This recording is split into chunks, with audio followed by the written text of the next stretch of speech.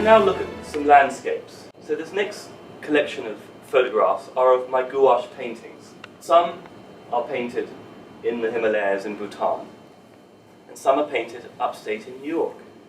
And what's going to be interesting is to see, whether you can tell which are which.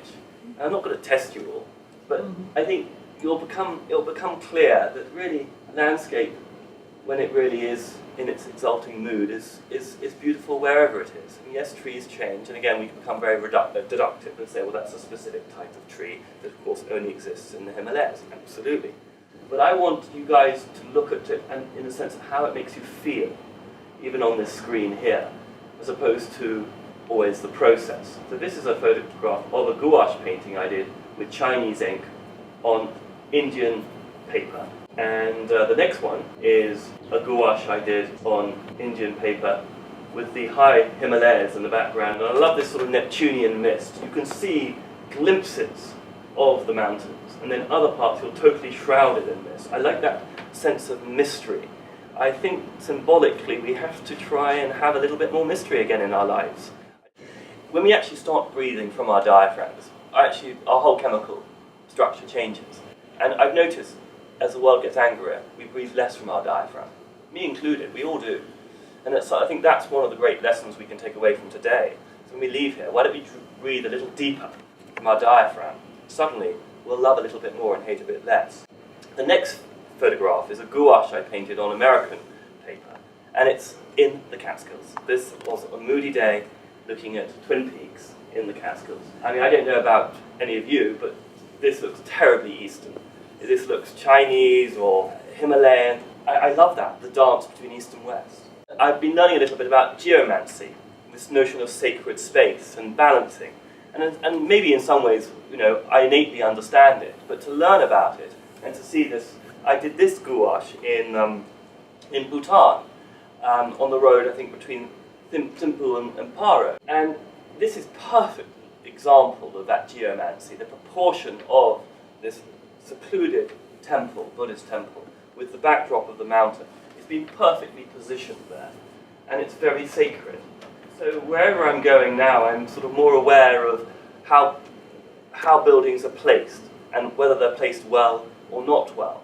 And that's sort of a subtlety that we have to constantly learn in our lives as we grow in this incarnation.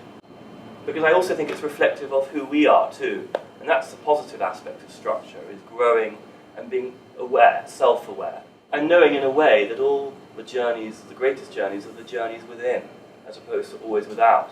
A lot of people say to me, oh, you're so lucky you've been to close to 100 countries. Well, we can do it all in this state if you want, if you keep your eyes open. I mean, take New York City. It's the biggest cosmopolitan city in the world. I mean, I was in Queens the other day. We'll get to the Sikh temple. I was hanging out with Koreans. I mean, it's all here. So we can find the jewel of life in the microcosm, which then sort of relates to the macrocosm. It's like the drop in the ocean. You go back and forth between the two. This is Kripalu. I went to this meditation center in October last year, talking about feng shui. It's beautifully positioned. It's a former Jesuit seminary, and it looks out on this lake in the Berkshires. And I did this mixed media painting. I started it when I was there on my last day, and it's very atmospheric for me. And the position of the building is beautifully positioned, much like the previous slide. The next painting is Indian ink on Chinese rice paper, painted by an Englishman, upstate New York. So you've got a lot of stuff going on here. I called it the Lonely Oak, but it's more about solitude, because loneliness in a sense is slightly full of despair, where solitude has a strength in it.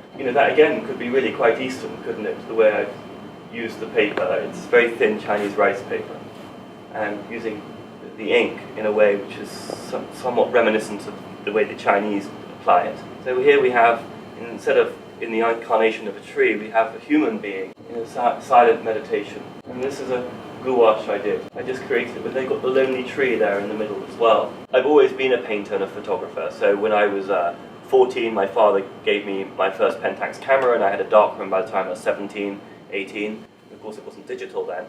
And I think I had my first watercolor exhibition when I was 17. So for many years, they were totally separate.